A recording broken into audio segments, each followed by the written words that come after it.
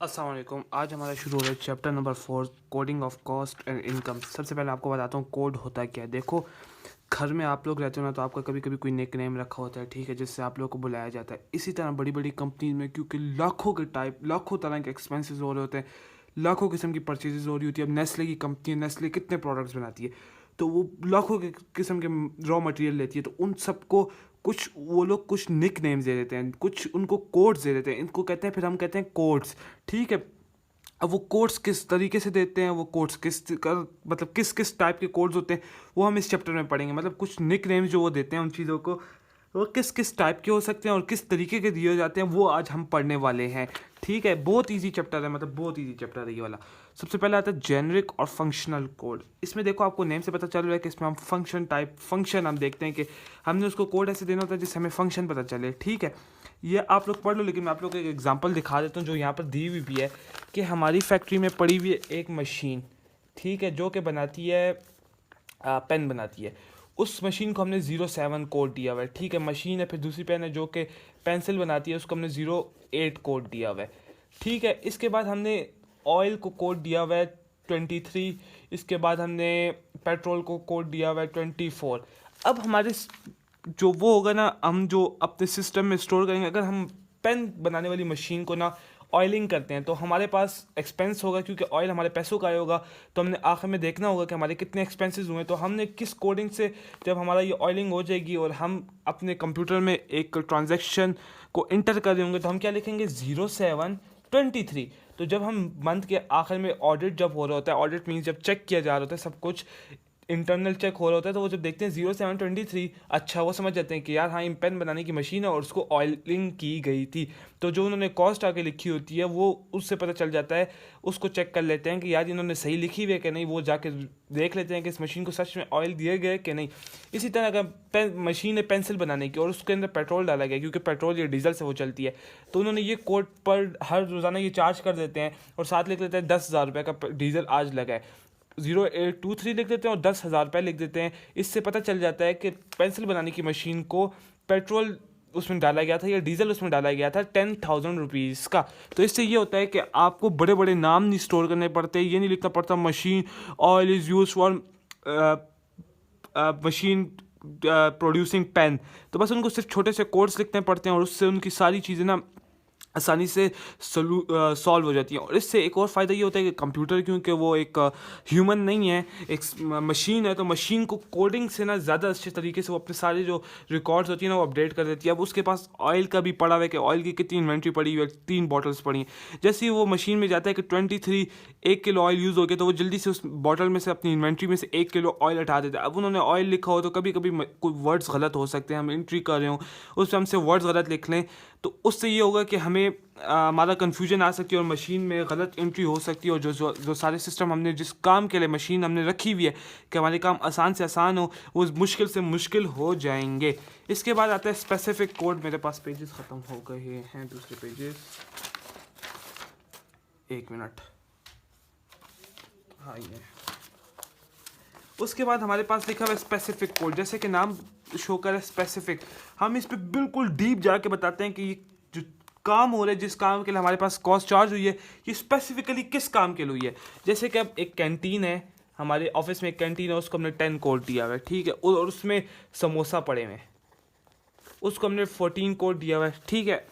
अब अगर हम लिखें 10 14, तो इस समय तो पता चल रहा है कि कैंटीन से समोसा सेल हुआ है, लेकिन अब हमें ये नहीं पता चल रहा वो किस काम के लिए सेल हुआ है, ठीक है। कुछ ऐसी चीज़ होती है जिसमें हमें स्पेसिफिकली जाके बिल्कुल आखिरी हद तक बताना पड़ता है, पूरा एक वो बताना पड़ता है कि यार ये किस काम के लिए चीज़ यूज़ हुई है। तो क्या पता ये मार्केटिंग के एम्प्लॉय के लिए यूज़ हुई हो, मार्केटिंग एम्प्लॉय को दिया गया हो, और मार्केटिंग एम्प्लॉय का कोड है 34, तो हम फिर क्या लिखते हैं 10 14 34। तो हमें पता चल जाता है कि कैंटीन से समोसा सेल हुआ था और किसको सेल हुआ था, मार्केटिंग डिपार्टमेंट के एम्प्लॉय को।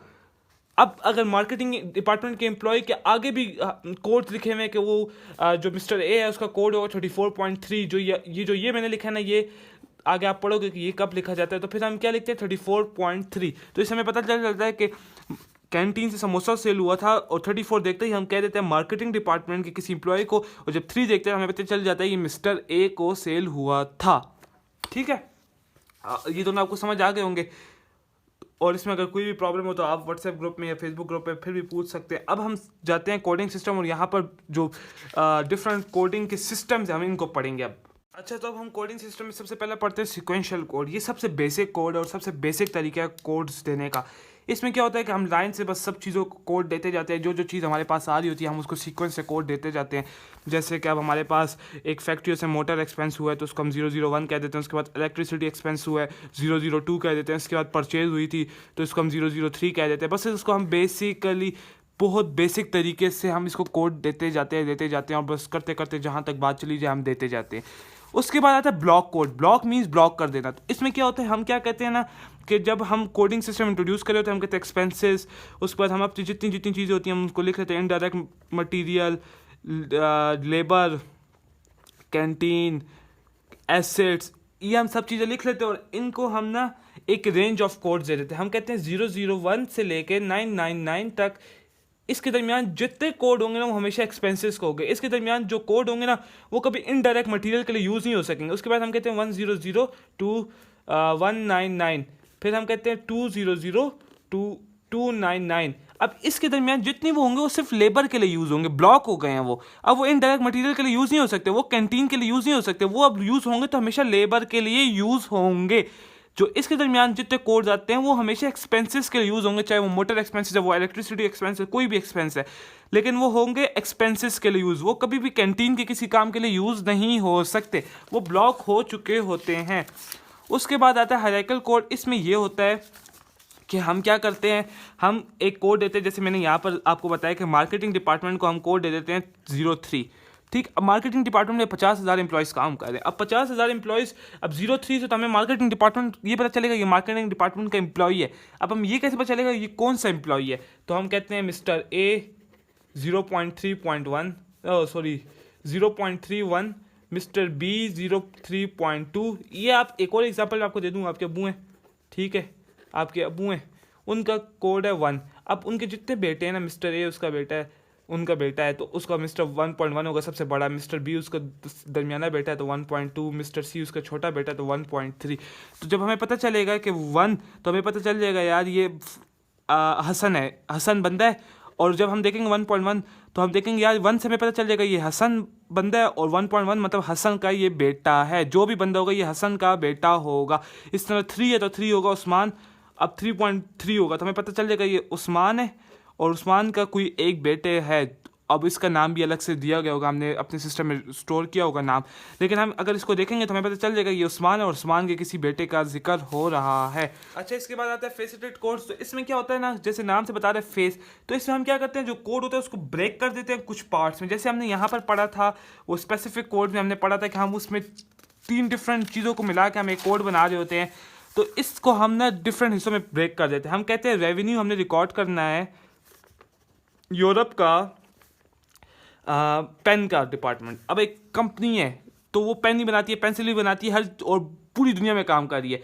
तो हम क्या कहते हैं, रेवेन्यू का हमारे पास हमेशा कोड होगा 01, और यूरोप का हमारे पास कोड होगा 5, इसके बाद यूएस का हमारे पास कोड होगा 7, पाकिस्तान का हमारे पास कोड होगा 9, पेन का हमारे पास कोड होगा 15, पेंसिल का हमारे पास कोड होगा 21, रजिस्टर का हमारे पास कोड होगा 44।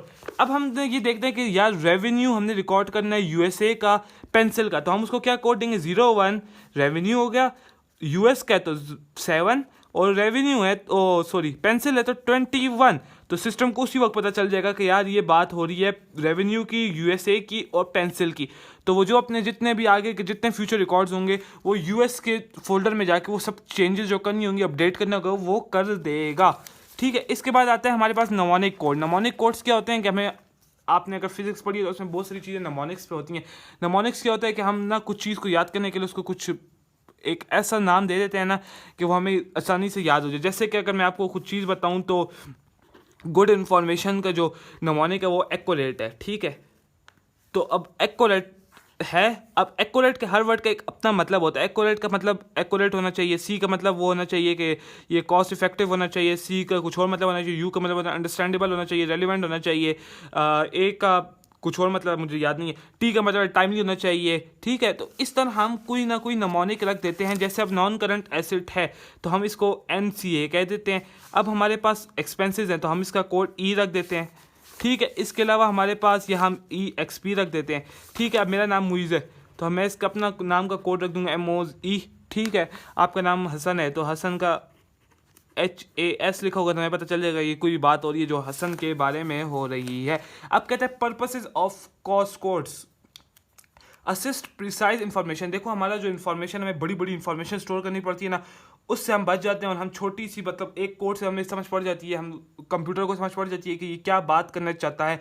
फैसिलिटेट इलेक्ट्रॉनिक डेटा प्रोसेसिंग, जैसे मैंने आपको बताया वो आसानी से कंप्यूटर रीड कर लेता है कोड और जितने रिकॉर्ड्स से अपडेट करने होते हैं वो कर लेता है। Simplify comparison of total of similar expenses, हमें पता चल जाता है कि हम जितने एक्सपेंसेस कर रहे हैं वो कितना कौन से डिपार्टमेंट में हो रहा है, क्या किस तरह हो रहा है, इस तरह आसानी से पता चल जाता है। अच्छा, इसके बाद हमारे पास आती है, अब आता है coding of cost in practice. अच्छा, ये जो सारा टॉपिक है ना इसमें आपको बता देता हूँ कि क्या कहना चाहता है। देखो जैसे ही हम कोई चीज़ परचेज करते हैं ना तो हम डायरेक्ट उसको एक कोड दे देते हैं, ठीक है। उसके बाद उसकी जितनी इनवॉइसेज आती हैं, गुड रिसीव्ड नोट होता है, डिलीवरी नोट होता है, उन सब को हम एक कोड देना शुरू कर देते हैं। ये जो चीज़ें मैंने आपको बोली हैं वो परचेज एक्विजिशन होते हैं, जो स्टोर ना, जब एक प्रोडक्शन डिपार्टमेंट को एक मटेरियल चाहिए, पेन की बॉडी चाहिए और उनके पास नहीं है तो वो एक परचेज रिक्विजिशन बनाते हैं और वो स्टोर को बेचते हैं, ठीक है, कि आप हमें ये मटेरियल भेजो। तो अब वो उसको एक कोड दे देते हैं कि 10 कोड है। अब वो स्टोर में जब जाते हैं ना तो देखते हैं हमारे पास तो ये चीज़ नहीं है। अब वो कोटेशन मंगवाते हैं डिफरेंट सप्लायर से उस चीज़ की, इस बॉडी की, तो उन कोटेशन पे वो 10 कोड लिखते हैं, ठीक है। उसके बाद जब वो चीज़ खरीद लेते हैं तो वो डिलीवरी नोट पे हम 10 लिखते हैं। उसके बाद हम जो परचेज इनवॉइस आती है उस पर 10 लिखते हैं। पेमेंट कर देते हैं तो हम रिसीट पे जितना कुछ होता है उस सब पे हम 10 कोड लिख देते हैं। तो हमें ये पता चल जाता है ना कि हम जब वो मंथ के आखिर में जब चेक कर रहे थे हमें पता चल जाता है यार ये 10 कोड है, इसका मतलब ये सारी चीज़ें इस पेन की बॉडी खरीदने के लिए यूज़ हुई हैं। तो उस वक्त हमारा जितना डेटा होता है ना उसको हम इकट्ठा ज़रूर कर लेते हैं और हमारा जो इकट्ठा करने में हेल्प हो जाती है हमारी कोडिंग की वजह से। हम आसानी से सारा डेटा जो पेन की बॉडी के अकॉर्डिंग होता है, मतलब पेन की बॉडी से रिलेट होता है, वो हम एक जगह पे आसानी से इकट्ठा कर लेते हैं। ढूंढना हमें नहीं पड़ता कि यार अब हम जाके ढूंढे कौन सा चेक हमारा पेन के लिए यूज़ होता है। हम डायरेक्ट देखते हैं इस पर कौन सा कोड लिखा है, 10 लिखा है, इसका मतलब ये पेन की बॉडी के लिए यूज़ हुआ था। तो हमारे लिए ये ईजी हो जाता है, ठीक है।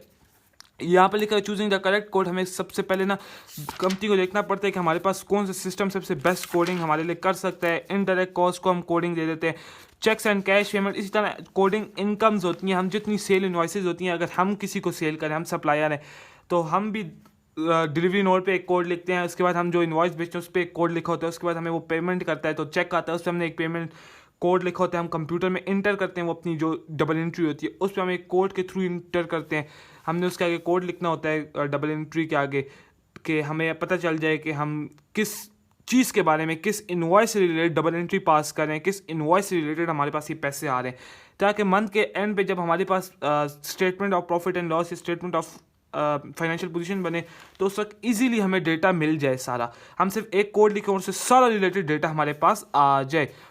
उसके बाद यहाँ पर कुछ कोडिंग की प्रॉब्लम्स लिखी हुई है। कोडिंग की प्रॉब्लम्स क्या हो सकती हैं ये मैं आप लोगों को बताता हूँ। अच्छा, तो कोडिंग की जो प्रॉब्लम्स होती है ना, सबसे पहली प्रॉब्लम तो ये होती है कि अगर हमने रॉन्ग सिस्टम यूज़ कर लिया या कोई रॉन्ग कोड हमने गलती से भी इंटर कर दिया तो वो पूरा का पूरा सिस्टम, सारे गलत फाइल्स अपडेट हो जाएंगी। उसको रिकनसाइल करना जो होता है ना वो फिर बहुत एक हेडेक बन जाता है, बहुत मुश्किल हो जाती है। अगर हमने इनडायरेक्ट मटेरियल की जगह गलती से वो 01 से 02 कर दिया और डायरेक्ट मटेरियल का हमारा कोड इंटर हो गया तो वो सारी इन्वेंट्रीज डायरेक्ट मटेरियल की मैनेज हो जाएंगी, सारी जो कॉस्टिंग होगी वो सब की सब डिस्टर्ब हो जाएगी। इसलिए हमें बहुत ध्यान से, बहुत फोकस रह के हमें कोडिंग की एंट्रीज करनी पड़ती हैं कि जो सारे सिस्टम उससे लिंक अपडेटेड होंगी, जितनी फाइल्स अपडेट होंगी वो सही तरीके से हो। इसके बाद कहता है अपॉर्शनमेंट। अपॉर्शनमेंट आप लोग आगे पढ़ोगे क्या होता है, लेकिन मैं आपको बता दूं कि अब एक एक्सपेंस, इलेक्ट्रिसिटी एक्सपेंस है और हमने उसको डिवाइड करना है डिफरेंट कॉस्ट सेंटर्स में।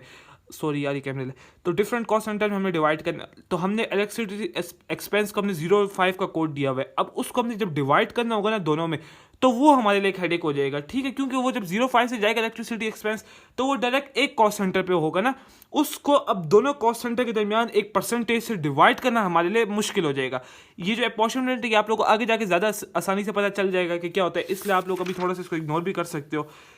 आप लोगों का पेपर में सवाल इस तरह का कोड दिया होगा कि ये कौन सा तरीके का कोड है। तो आप लोगों को बस सिंपल, आपको इसीलिए मैं कह रहा हूँ ये जो 5 कोड के सिस्टम है ना, आप लोग इनको पढ़ लो, इसकी एग्जांपल्स पढ़ लो, जो मैंने बोला उसको अपने पास नोट कर लो, तो आप लोगों को उस वक्त आसानी हो जाएगी कि नमोनिक कोड क्या होता है, फेस्टेड कोड क्या होता है, हायरार्किकल कोड क्या होता है।